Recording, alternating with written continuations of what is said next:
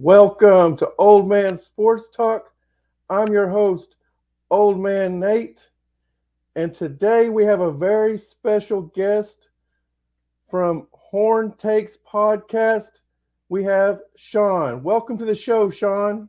Hey, what's up, Nate? Glad to have you on, man. This is such an honor to have you as a Longhorn fan, and I've seen your show, several of them. You do an outstanding job, and I'm glad to have you on.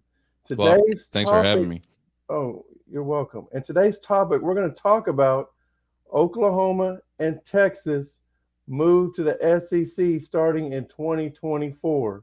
I know a lot of Sooners and a lot of Texas fans, Longhorn fans, have big opinions on it, and myself and Sean's going to give our opinions on it tonight. So, Sean, what do you think? Or first of all, I'm just afraid I'd ask you. When we talk about sports, almost every sport, or I mean, almost when you just say the teams, it's automatically assumed it's football. Okay, so we'll just start with football. Do you think right now, if OU and Texas was to go to the SEC starting today, are they ready for SEC football?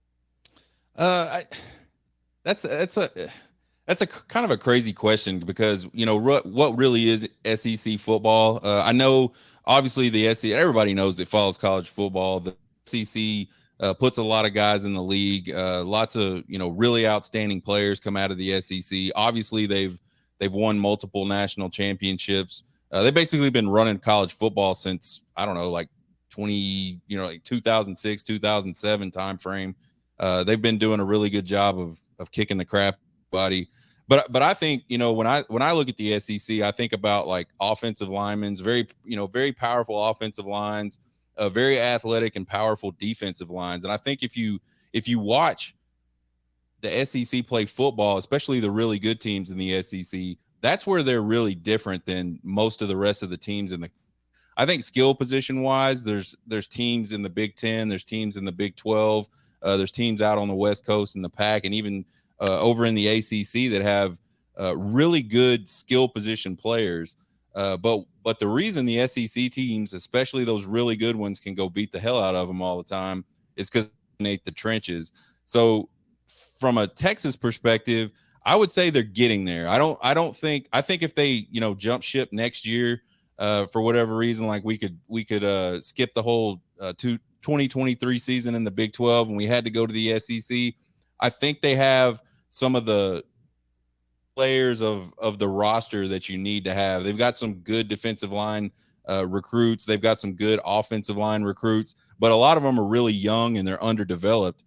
The other thing about the SEC, and you look at like Georgia's recruiting and Alabama's recruiting, it's not just one class at a time. It's multiple layers of these classes. So they bring these kids in. A lot of them don't play right off, and if you can keep them, you just develop talent in behind talent in behind talent. And so I think when you look at Texas's roster and you look at Oklahoma's roster, they're a little bit light type of developed depth. Frontline guys, yeah, they could probably go in there and hang for a couple quarters with most SEC teams. You're looking at Georgia and Alabama and stuff like that. They could probably beat the middle of the pack SEC teams and the not so great SEC teams, but they're not really ready to go, in my opinion, either team to compete for SEC championship right now. I think Texas might be maybe just a tick ahead of Oklahoma, although Oklahoma, recruiting wise, ever since Venables was named the head coach, has done really well, and they've already got a lot of really good guys committed, at least in this 2024 class.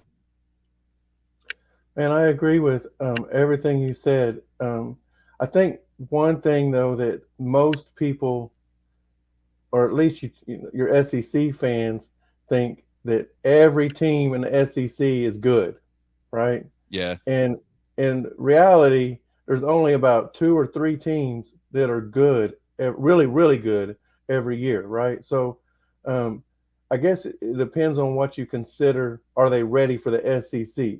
Could they? I've said this before on my show. Could Oklahoma and Texas go into SEC today and win games? Yeah, They could win a lot of games. They could probably win 8 or 9. But here's the key, and this is going to be the key once once they get this all together and everything. It's going to be if they do pods, and it's going to be, or if they do divisions. I think they'll go to the pod way the talks and it makes more sense. But because you got to put the pods even. All right. You can't. I mean, you cannot have Oklahoma, Texas, Texas A&M, and LSU in the same pod. If that happens, then really probably none of those teams are going to get a chance to play for an SEC championship because they're going to just cancel each other out year in and year out.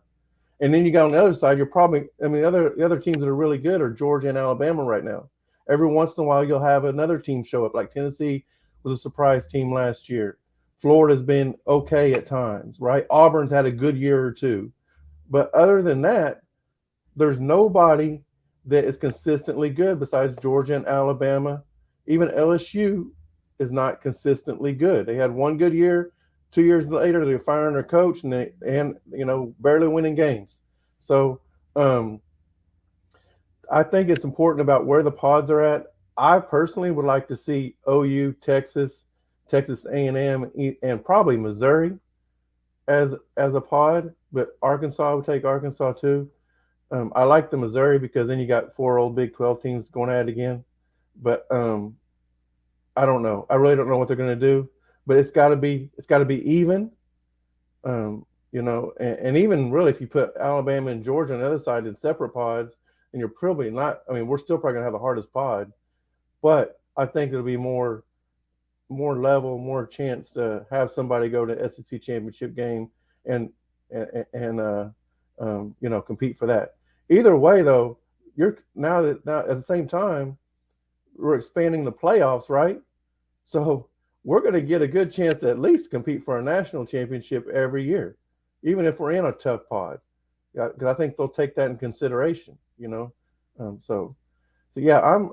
Are you looking forward to the SEC move, or are you kind of like, man, I wish I would have stayed in the Big 12? Yeah, I'm absolutely forward to it. I'm as well as being just a huge diehard Texas Longhorn fan. I just love like good college football. I'm not an NFL guy at all. I barely watch it at all. My wife's a Cowboys fan, so when the Cowboys play, I'm supporting her Cowboys. Yeah. But I don't live or die by the Cowboys like I do Texas Longhorns. But I really like cool matchups, and I think with Oklahoma and Texas moving into the SEC, there's just going to be an opportunity for just a lot of really, really neat like road trips, neat matchups. There's going to be teams coming to Austin and teams going to Norman that have never gone to Austin and have never gone to Norman. It's been years and years and years since those teams have met. And now you're looking at it and they're going to meet, on a semi-regular schedule. You're kind of talking about the schedule and how the SEC is going to do that. I don't really know either. I don't think they've announced it. I know they've announced a lot of the scheduling for the Olympic sports like baseball, gymnastics, diving, swimming, all that good stuff. But I think football is kind of still up in the air. They're going to have to figure it out pretty quick because teams got to, do the logistical thing and make all that work. But what I thought was really interesting was a guy named Kyle Umlang. He's a Texas guy. I don't know exactly what he is, how he's affiliated with Texas, but he's got a lot of followers on social media. And he posted this little graphic. He may have stole it. I have no idea, but it actually showed, and I did some stuff on one of my podcasts about it. It actually showed 3 traditional rivals that you get lumped in with, and then you play, one of 2 in these specific boxes. And if you looked at Texas's, it was Arkansas, Oklahoma, and Texas A&M were their traditional rivals that they would play every single year. And then there was, I think, 8 other games or maybe 9 other games. I don't remember how many other games, 7 other boxes or whatever that had multiple teams inside of those boxes. And you would play, like, for example, Texas's was Georgia and Alabama was their very first box. So every other year they're playing Georgia, they're playing Alabama. And there was, several like that. The other crazy thing about all of this for the SEC scheduling wise and just championship wise. You're looking at 16 schools now. The tiebreak rules are just going to have to be unbelievably crazy. But you're right. Competing for an SEC championship going to be very, very hard, even for the blue bloods in the SEC going forward. And the key in football is to get into that college football playoff when it expands in 2024. For a long time, even in the SEC, winning your conference hasn't been that big of a deal. We've seen it multiple times where they've had teams that weren't in their conference championship game end up in the college football playoff. So I think what we'll start to see in maybe 20 or 30 years, fans of college football won't really hold near and dear to those conference championships the way they do today. Kind of like how it is in basketball. Regular season title's great, and then there's a tournament in basketball, and if you win it, great. If you don't, all right, who cares? We're going on to the NCAA tournament anyway. It just doesn't have the same weight as maybe it used to.